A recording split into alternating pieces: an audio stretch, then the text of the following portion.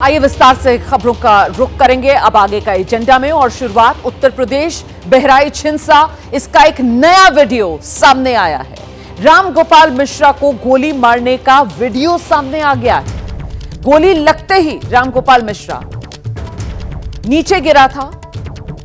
छत पर झंडा लगाने के दौरान राम गोपाल मिश्रा को यह गोली मारी गई थी। देखिए ये एक नया वीडियो है जो सामने आया है। छत पर चढ़ा हुआ राम गोपाल मिश्रा नजर आ रहा है और यहीं छत पर ही गोली मारी गई राम गोपाल मिश्रा को। यह नया वीडियो जो सामने आया है 13 अक्टूबर का यह वीडियो है। मूर्ति विसर्जन के दौरान जिस तरीके से विवाद बढ़ा था, यह युवक जिसे गोली मार दी गई और अब उसी को गोली मारने का यह वीडियो जो सामने आया है, हम सीधे आपको लेकर चलेंगे। हमारे साथ हमारे सहयोगी विवेक इस समय मौजूद हैं। जरा जानते हैं विवेक से। विवेक, ये ऐसा लग रहा है जैसे पड़ोस में रहने वाले किसी शख्स ने अपनी छत से ये वीडियो बनाया है। जरा बताइए विस्तार से इस वीडियो के बारे में। देखिए ये वीडियो 13 तारीख को शाम करीब 5 बजे का है, जब मूर्ति विसर्जन के लिए लोग निकल रहे थे। उस दौरान जब विवाद शुरू हुआ, एक पक्ष की तरफ से पत्थरबाजी हुई, मूर्तियां खंडित हुई। उसके बाद जब दूसरा पक्ष उग्र हुआ और उसमें उसी दौरान ये झंडा उतारने की जो प्रक्रिया है वो कहीं ना कहीं देखने को मिली थी। और इसी दौरान का ये वीडियो जो है, जहाँ पे जो राम गोपाल मिश्रा जिस छत पर चढ़ा था, यानी कि अब्दुल हमीद की जो छत पर चढ़ा था, उसके सामने वाले घर ने ये वीडियो जो है वो शूट किया है। और उसी दौरान ये दिखाई दे रहा है कि जब राम गोपाल मिश्रा झंडा निकाल रहा था, उसके बाद ही उसी दौरान ही किसी ने पीछे से जो वीडियो शूट किया है, उसको गोली जो है वो मारी है। और ये जो गोली है वो अब्दुल हमीद के घर से ही चली है। अब्दुल हमीद के परिवार के ही लोगों ने जो गोली है वो कहीं ना कहीं राम गोपाल मिश्रा को मारी है। और इस वीडियो में कहीं ना कहीं ये बात पुष्ट होती है। जब चूंकि ये चीजें चल रही थी, जब वहां पर विवाद बढ़ रहा था, उस दौरान जो सामने के लोग थे, अगल बगल के तमाम लोग जो लोग थे, वो मोबाइल से इन वीडियोस की फुटेज जो है वो ले रहे थे। उसी दौरान का एक वीडियो जो है ये आज वायरल हो रहा है और ये राम गोपाल मिश्रा को गोली मारते समय का वीडियो है, शाम करीब 5 बजे। तो शाम के वक्त का ये वीडियो है, जैसा कि विवेक हमारे सहयोगी बता रहे हैं। 13 अक्टूबर का ये वीडियो है। आइए विवेक का रुख कर लेते हैं और जरा जानते हैं विवेक से कितना महत्वपूर्ण हो जाता है ये वीडियो साक्ष्य के तौर पर। विवेक, देखिए वीडियो अपने आप में बहुत महत्वपूर्ण है, क्योंकि इसमें साफ तौर पर दिख रहा है कि गोली पीछे की तरफ से ही चली है। जब वो आगे शख्स, राम गोपाल मिश्रा जो शख्स है, वो आगे खड़ा है रेलिंग के पास में छत पर, और तभी पीछे से उसको गोली लगती है और इसी दौरान उसकी जान जो है वो चली जाती है। तो ये जो पहला वीडियो, एक तरीके से ये कहा जा सकता है कि पहला वीडियो गोली मारने का जो साक्ष्य है वो कहीं ना कहीं इसमें दिखाई दे रहा है। और सामने के जो लोग हैं, जो हमने उनकी तरफ से ये वीडियो शूट किया गया है, उनकी तरफ से ये वीडियो बनाया गया है। और इसके अलावा एक इसी तरीके के कुछ और भी वीडियोस निकल के सामने आ रहे हैं। इन वीडियोस में ये दिखाई दे रहा है कि जब इस शख्स को यहाँ गोली लगी और उसके बाद एक पक्ष के लोग जो है वो छत पर चढ़ करके राम गोपाल को बचाने की जो है वो कोशिश कर रहे थे। उस दौरान एक कुछ और वीडियोस भी आए हैं जिसमें अब्दुल हमीद के घर से गोली की फायरिंग करते हुए एक शख्स दिखाई दे रहा है। एक शख्स लाठी डंडे लेकर के निकल के। बिल्कुल, बहुत शुक्रिया आपका फिलहाल विवेक इस तमाम जानकारी के लिए। तो बहराइच हिंसा का ये नया वीडियो जो सामने आया है, 13 अक्टूबर का ये वीडियो, राम गोपाल मिश्रा जिस समय गोली लगी उस समय का ये वीडियो बताया जा रहा है। और आइए अब आगे बढ़ते हैं। अगली बड़ी खबर का मैं रुख करने जा रही हूं। देखिए आखिरकार वही हुआ जो भारत लगातार कहता आ रहा है। कनाडा के प्रधानमंत्री जस्टिन ट्रूडो ने खुद ये कबूल कर लिया है, खुद ये मान लिया है कि उन्होंने बिना सबूत के ही भारत पर गंभीर आरोप लगाए। ट्रूडो ने कहा कि जब हमने भारत से जांच में सहयोग मांगा था तब हमारे पास सिर्फ खुफिया जानकारी थी, कोई ठोस सबूत नहीं था। तो ये बड़ा कबूलनामा है खुद कनाडा के प्रधानमंत्री जस्टिन ट्रूडो का। कह रहे हैं बिना सबूत के ही ये आरोप जो उन्होंने लगाए, सिर्फ खुफिया जानकारी के आधार पर। सुनिए। Work behind the scenes to try and get India to cooperate with us. Their asks of us was, well, how much do you know? Give us the evidence you have on this. And our response was, well, it's within your security agencies. You should be looking into how much they know. You should be engaging us. No, tell us what you know. Show us the evidence. And at that point, it was primarily intelligence, not hard evidentiary proof. तो भारत के सच की पुष्टि खुद Justin Trudeau के इस कबूलनामे से हो जाती है। और आप देख रहे हैं हमारे साथ हमारे सहयोगी जगविंदर पटियाल इस समय मौजूद हैं और साथ ही बेहद खास मेहमान पूर्व राजदूत दीपक वोरा जी हमारे साथ जुड़ रहे हैं। बहुत स्वागत आप दोनों का। मैं चर्चा शुरू करूंगी, लेकिन उससे पहले आपको इस वक्त की एक और बड़ी खबर बता दूं। कनाडा के प्रधानमंत्री के इस कबूलनामे के बाद विदेश मंत्रालय की ओर से प्रतिक्रिया सामने आ गई है। विदेश मंत्रालय के प्रवक्ता हैं रणधीर जायसवाल। उन्होंने अपने पोस्ट में कहा कि इस बात की पुष्टि हो गई जो भारत लगातार कहता आ रहा है। कनाडा ने भारत और भारतीय राजनयिकों पर गंभीर आरोप जो लगाए उसके समर्थन में कोई भी सबूत पेश नहीं किया और इससे भारत कनाडा के रिश्तों को जो नुकसान पहुंचा उसकी जिम्मेदारी सिर्फ कनाडा के प्रधानमंत्री जस्टिन ट्रूडो की है।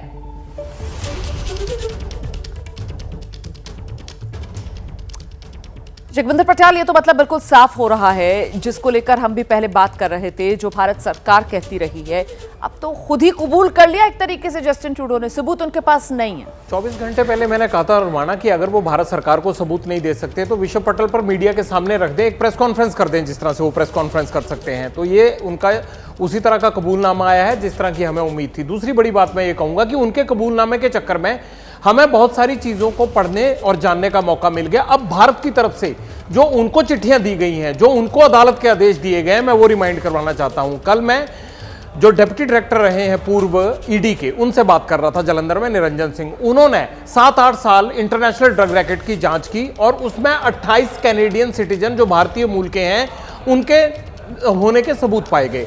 उनमें से 12 के एक्सट्रेडिशन के जो है वो प्रमाण भेजे जा चुके हैं, एक्स्ट्राडाइट नहीं हुआ कोई भी उनमें से।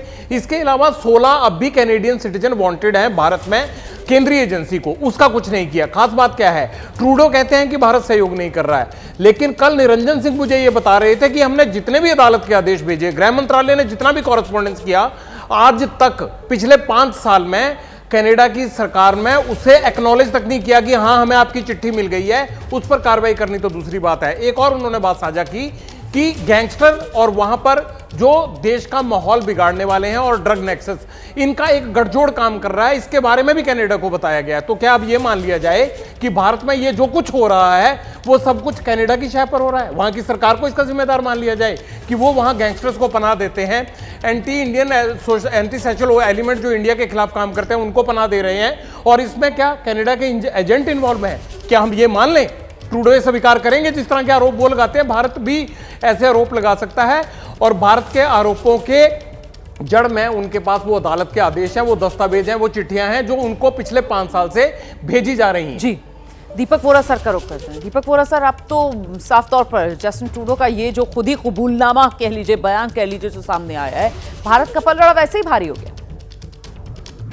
आभारी हूँ मैम, आपके साथ बहुत अच्छा लगता है। रवि पटियाल साहब जो कह रहे थे, absolutely brilliant, thank you very much. बिल्कुल क्लियरली आपने इसको बता दिया हमको। क्या अब मैं एक चीज कहना चाहता हूँ मैम, ये पहले जेंटल व्यू, मैम आपको मालूम है कि 2 बार इसको चाइनीज वायरस हुई थी और डॉक्टरों ने अब ये साबित कर दिया कि किसी को 2 बार होती है तो लॉन्ग कोविड आता है, जिसको हम कहते हैं एन्सेफेलोपैथी। दिमाग की फंक्शनिंग कमजोर हो जाती है, खराब हो जाती है, ऑल्टर्ड ब्रेन फंक्शन। अब हमारा आरोप यह है कि ट्रूडो साहब, आपका ऑल्टर्ड ब्रेन फंक्शन, अब आप अपने डॉक्टर से कहिए कि हमारे साथ संपर्क करें और हमें प्रूव करें। डॉक्टरों की जानकारी तो आपके पास है, जो आप कहते हो कि हमारी एजेंसीज के पास जानकारी थी कि क्या हो रहा है, तो आपके डॉक्टरों के पास है, उनसे कहिए हमें प्रूव करें कि आपका दिमाग सही है। ये पहला आरोप। अगर हम जेंटल होना, टफ होना चाहते हैं, ट्रूडो साहब, दुनिया में कौन आपकी परवाह करता है? सारी दुनिया कनाडा पर हंसती है। आप कोशिश करते हैं बताने की कि मैं दुनिया की हाई टेबल पर बैठूंगा, आपका अगर बस चले तो आप जाके यूएन सिक्योरिटी काउंसिल की परमानेंट मेंबरशिप के लिए भूख हड़ताल कर देंगे। अरे समझ जाओ यार, बच्चे हो, हम लोग चाणक्य की संतान है। आपने आप खुद स्वीकार किया है कि आपके पास इंटेलिजेंस थी, एविडेंस नहीं। मेरे पास भी इंटेलिजेंस है, एविडेंस नहीं है। ये जो निज्जर फिज्जर था, इसके साथ आपके नाजायज संबंध थे। प्रूव करो, अपनी इंटेलिजेंस एजेंसी से बोलो, हमें प्रूव करें ये सही नहीं है। नहीं ट्रूडो साहब, अपने आप को और इस तरह से एक्सपोज ना करें। आपका देश बड़ा है, आपका देश अमीर है, लेकिन जो आपने किया है, सारी दुनिया आप पर हंसती है। आपके अपने लोग, आपकी पार्टी में मोशन चल रहा है कि आपको हटा दिया जाए एज लीडर, क्योंकि सबको मालूम है कि अगले इलेक्शन में इतनी मार पड़ेगी आपकी पार्टी को, शायद 1 सीट भी नहीं मिलेगी ना आपकी। आप तो भाग जाएंगे, आप कहीं जाके बैठ जाएंगे और एटसेट्रा एटसेट्रा। लेकिन जो आपने बर्बादी की है अपने देश की, भारत को कनाडा की जरूरत नहीं है, ये भी हम मानते हैं कि कनाडा को भारत की जरूरत नहीं है, लेकिन आपने हमारे डिप्लोमेट्स की जान खतरे में डाली जब आपने बोला कि उनका हाथ है इसके अंदर। जो भारतीय मूल के लोग कनाडा में रहते हैं, विद्यार्थी हैं, चाहे बिजनेस पीपल हैं, जो भी हैं, उनकी जान आप खतरे में डाल रहे हैं। इसका जवाब कौन देगा? आप देंगे? आप तो फिर आ जाएंगे, oh, we have evidence, अंग्रेजी झाड़ेगा वहां पे आके। ट्रूडो साहब चले जाओ, पागल आदमी को कनाडा का प्रधानमंत्री होने का कोई अधिकार नहीं है। क्षमा करिए अगर ये आपको बहुत कठोर शब्द लग रहे हैं, अनडिप्लोमेटिक, लेकिन अब हम डिप्लोमेसी से आगे निकल चुके हैं, हम हकीकत में आ गए हैं। नहीं सर, यहाँ डिप्लोमेसी तो बची नहीं है ना। वो जिस तरीके की हरकतें, कहना चाहिए इसको, जस्टिन ट्रूडो कर रहे हैं, मतलब बेबुनियाद आरोप लगाते हैं। भारत कहता है कि साहब सबूत दो, जब घिर जाते हैं पूरी तरीके से तो खुद ही आकर अब कबूलनामा भी कर रहे हैं कि नहीं साहब मेरे पास सबूत तो है नहीं। कह रहे हैं वो तो मेरे पास इंटेलिजेंस थी, मतलब खुफिया जानकारी के आधार पर आप इतने बड़े बयान दे देते हैं, आप इस तरीके की हरकतें कर देते हैं, गैर जिम्मेदाराना हरकतें। इसका जवाब तो किसी ना किसी को देना होगा ना। असल में अब ये बात कही जा रही है और बहुत से जो एक्सपर्ट्स हैं वो इस बात को मान रहे हैं कि दरअसल ये पूरा का पूरा खेल जो है वो जस्टिन ट्रूडो अपनी कनाडा में घटती लोकप्रियता से बौखलाकर खेलने की कोशिश कर रहे हैं अपनी सत्ता और कुर्सी बचाने के लिए। वो सिर्फ भारत पर ही नहीं, विपक्ष पर भी अपने देश में विदेशी ताकतों से हाथ मिलाने के आरोप लगा रहे हैं। कनाडा के सांसद हैं चंद्र आर्य, इसका जवाब उनकी तरफ से दिया गया। चंद्र आर्य ने कनाडा में बसे हिंदू समाज की सुरक्षा को लेकर चिंता जता दी। कनाडा के सांसद चंद्र आर्य कह रहे हैं कनाडा में खालिस्तानी कट्टरवाद के पीछे राजनीतिक संरक्षण है। कनाडा में नेता वैसी रैलियों में हिस्सा लेते हैं जहां आतंकियों का महिमा मंडन किया जाता है और आतंकी हमलों की तारीफ की जाती है। I have heard concerns from Hindus across Canada regarding recent developments. As a Hindu member of parliament, I too have experienced these concerns firsthand. Last week, I could safely participate in a Hindu event in Edmonton only under the protection of RCMP officers as a group of Khalistani protesters staged a disruptive demonstration against me. The persistence of Canadian Khalistani extremism is rooted in the political patronage these extremists enjoy. As Andrew Coyne wrote in the Globe and Mail on September 22 of 2023 about Canadian politicians attending rallies where terrorists were glorified and terrorist attacks praised, political leaders in this country of all countries should not be encouraging separatist movement in others, especially those that advocate or engage in violence. ये लगातार हो रहा है Canada में। आतंकवाद को आप महिमा मंडित करते हैं। इंदिरा गांधी की हत्या जिस तरीके से भारत में की गई उसका वहां पर कनाडा में महिमा मंडन किया जाता है। भारत के जो गुनहगार, जो गद्दार, उनको आप संरक्षण देते हैं जिस तरीके से। वो तमाम जानकारियां जो आपसे कुछ देर पहले जगविंदर पटियाल आपके सामने रख रहे थे। ऐसे में महत्वपूर्ण ये हो जाता है ये जो खालिस्तानी कट्टरवाद है इसको जिस तरीके का संरक्षण कनाडा में मिल रहा है, साफ तौर पर ये राजनीतिक संरक्षण और इस जवाबदेही और जिम्मेदारी के लिए अब भारत को घेरना शुरू करना चाहिए। जस्टिन ट्रूडो को दुनिया के सामने बेनकाब करना चाहिए आतंक के इस खेल के लिए। 100% ये करना चाहिए। मैडम मैं आपको बताता हूँ, 4 लोगों को पटियाल साहब इन्होंने गिरफ्तार किया है कि उस निज्जर सिंह के मर्डर के बारे में, और वो चारों में से 3 इलीगल इमिग्रेंट्स हैं, असाइलम सीकर्स हैं। एक को ये तोड़ेंगे, वो बोलेगा हाँ जी मैंने मारा था और हाई कमिश्नर ने मुझे कहा था उसको मारने के लिए। वो तोड़ना बड़ा आसान है, उसको तो असाइलम चाहिए, दे देगा। ये ऐसा बेवकूफ आदमी है ma'am, that they are going to try everything. एक चीज आपको और बता देता हूँ, शुरू से ही जब से हम स्वाधीन हुए, कनाडा के संबंध हमारे साथ कोई इतने अच्छे नहीं थे। 1950s में आपका तो जन्म भी नहीं हुआ था, ना मैं विदेश सेवा में था, बट मैं वियतनाम में जब पोस्टेड था तो वहां पर एक इंटरनेशनल कंट्रोल कमीशन होती थी, 1954 में बनी थी। उसमें कनाडा, पोलैंड दोनों मेंबर से और भारत चेयरमैन था। कनाडा तब से जलता है कि ये नया देश कहां से चेयरमैन बन गया। उसके बाद कई यूएन कमीशन बनी है, कनाडा मेंबर रहा, भारत चेयरमैन रहा। इसको आग लगी है। इसका फादर जो था वो भी मैवरिक था, इसका लीगल फादर जो था वो भी मैवरिक था, बिल्कुल इसी की तरह। वो कनिष्क के टाइम में जो अटैक हुआ था, इसके फादर ने उस समय अपने बाप की गोद में बैठा होगा, उसने अरे छोड़ो छोड़ो हिंदुस्तानी शोर मचाते हैं काले लोग, परवाह मत कर, वो इसने इम्बाइब किया है। ये इसकी मानसिकता है इस आदमी की। बिल्कुल। फिलहाल तो लेकिन जगविंदर पटियाल, जस्टिन ट्रूडो जो है वो खुद अपने पैरों पर अब कुल्हाड़ी मारता हुआ नजर आ रहा है और एक तरीके से खुद ही अब तो बेनकाब हो गया। बचा क्या अब इसमें? देखिए ये नुकसान क्या कर रहा है मैं आपको बता दूं। जस्टिन ट्रूडो की सरकार वहां रह रहे भारतीय समुदाय को 2 हिस्सों में डिवाइड कर रही है, लेकिन मैं ये अपील करूंगा कि उनको ये चीज समझनी चाहिए, वोट बैंक की पॉलिटिक्स में ट्रूडो और जगमीत के चक्कर में वहां भारतीय समुदाय को दो हिस्सों में नहीं बंटना है। वहां पर चंद्रारे जिस तरह बता रहे थे, एक मीडिया कर्मी पर हमला हुआ, मीडिया कर्मी के हमले के मुद्दे को चंद्रारे ने वहां पर अपनी पार्लियामेंट में उठाया। पार्लियामेंट में उठाने के लिए इस मुद्दे को इनका विरोध शुरू हो गया। यानी एक तरफ वो खालिस्तानी या प्रो खालिस्तानी लोगों को इकट्ठा कर रहे हैं और दूसरी तरफ जो भी आदमी वहां पर आजादी की बात करता है, स्वाधीनता की बात करता है, उसके खिलाफ भारतीय समुदाय के लोगों को खड़ा करने की कोशिश कर रहे हैं। ये डिवाइड एंड रूल वाला काम बंद करना चाहिए, भारतीय समुदाय को समझना चाहिए। दूसरी बात, ट्रूडो कह रहे हैं कि उनके पास ये खुफिया जानकारी थी। मैं कह रहा हूं उनको अपने खुफिया तंत्र को हटा देना चाहिए, साफ कर देना चाहिए, सस्पेंड कर देना चाहिए, डिसमिस कर देना चाहिए। जो खुफिया तंत्र ये बता रहा है कि भाई हत्या के पीछे इन एजेंटों का हाथ हो सकता है, ये जानकारी दे रहा है। अरे भैया, उससे पहले ये पूछो कि जो हत्या हो रही थी उसे रोकने के लिए आपने क्या किया, वो जानकारी आपके पास क्यों नहीं थी? आजकल कितनी खुफिया जानकारियों पे चार्जशीट फाइल हुई है या कितने लोग प्रोसिक्यूट हुए हैं? भाई दुनिया के सामने कितने कमजोर और कितने बेवकूफ खुद ही को साबित कर रहे हैं जस्टिन ट्रूडो। शायद उन्हें इस बात का अंदाजा नहीं है, अपने इतने गैर जिम्मेदाराना बयानों से एक के बाद एक जो देने का सिलसिला उनकी तरफ से लगातार जारी है। इस वक्त की बड़ी खबर मैं आपको बताने जा रही हूं, महाराष्ट्र की सियासत से जुड़ी हुई खबर है। IRS अधिकारी समीर वानखेड़े चुनाव लड़ेंगे। जो जानकारी मिल रही है उसके मुताबिक एकनाथ शिंदे गुट से जुड़ेंगे समीर वानखेड़े। मुंबई की किसी सीट से चुनाव लड़ने की तैयारी समीर वानखेड़े की है। अभी चेन्नई में नारकोटिक्स कंट्रोल ब्यूरो में तैनात है समीर वानखेड़े। जल्दी इस्तीफा देंगे, इस्तीफा देकर राजनीति में एंट्री करेंगे समीर वानखेड़े।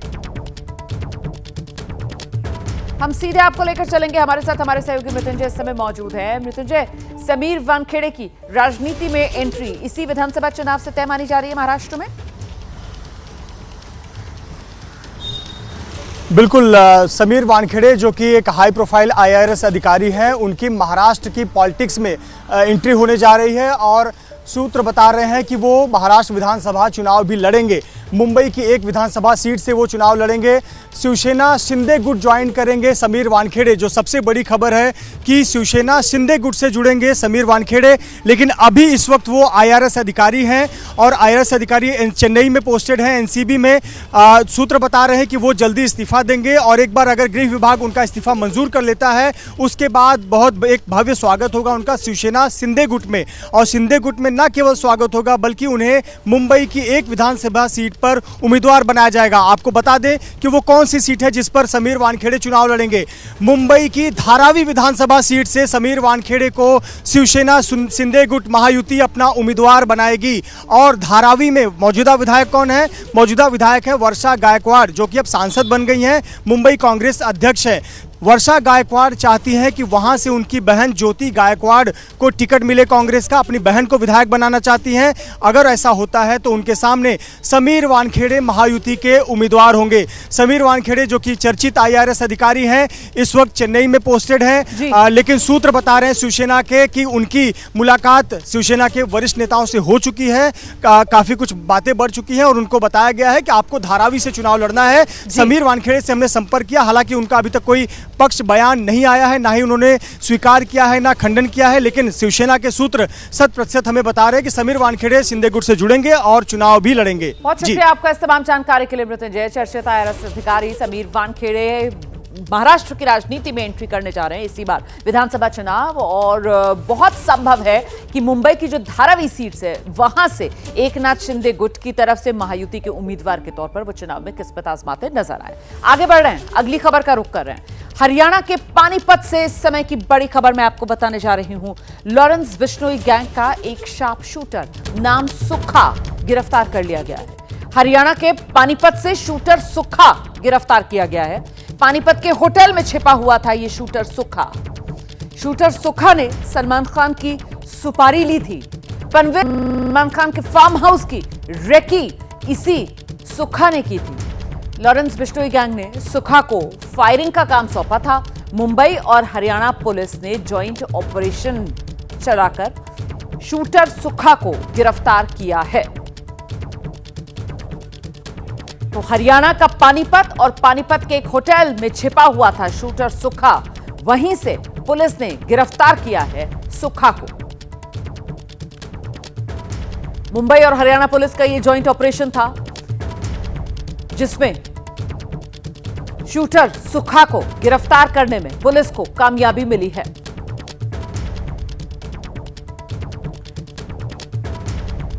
पानीपत में जहां से शूटर सुखा को गिरफ्तार किया गया, वहां से हमारे सहयोगी सुमित भारद्वाज उनकी एक रिपोर्ट दिखाते हैं आपको।